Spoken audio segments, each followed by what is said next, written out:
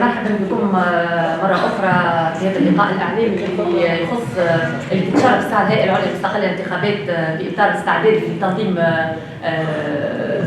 المرحلة الثانية اللي هو تنظيم الدور الثاني انتخابات المجالس المحلية وحرص على موافقة المترشحين وتثبيتهم كل المعطيات اللي من شأنها تعاونهم باش كان فما ضبابية وإلا عدم وضوح من الدور الأول نجموا نستفادوا من الاشكاليات اللي صارت ونتبادلوا الراي حول الدروس المستفاده من الدور الاول لهذه الانتخابات.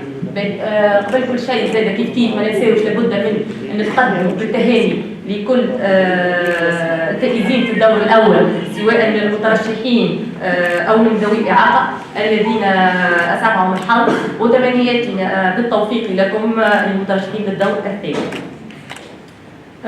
أهم المخرجات كانت تلاحظوا معنا أهم مخرجات الدورة الأولى ل 24 ديسمبر 2023 على نطاق الجمهورية التونسية. كان عندنا 7205 عدد جملي للمترشحين، من بينهم 1028 مترشح عبر أيدي القرعة. من 7205 مترشح فاز 1349 من الدورة الأولى، و 1028 مترشح عبر أيدي القرعة فاز منهم 279 مترشح من ذوي الإعاقة، بما فيهم خاطر 279 مواطن دونك مجلس محلي.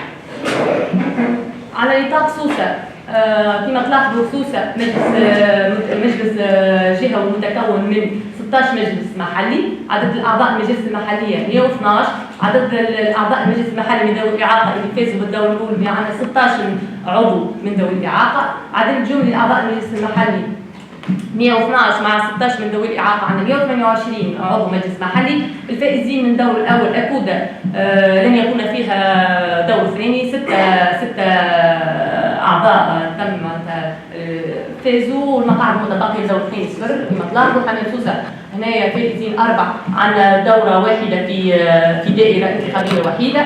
انفيضة 6 فائزين يعني 6 دوائر، وقعدوا 7 دوائر. بوفيشة 6 والمقاعد المتبقية من الدوائر 3. هربلة ليس هناك دور ثانية. سيدي بوعلي هناك 3 دوائر انتخابية للدور الثاني.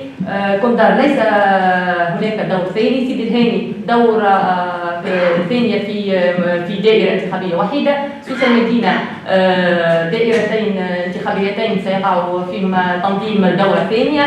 جوهرة 4 دوائر. سوسة الرياض 3 دوائر، الزاوية لن يكون فيها دور ثاني. مساتر 6 دوائر. سيدي عبد الحميد دائرة وحيدة. القلعة الكبرى 3 دوائر. القلعة الصغرى 4 دوائر.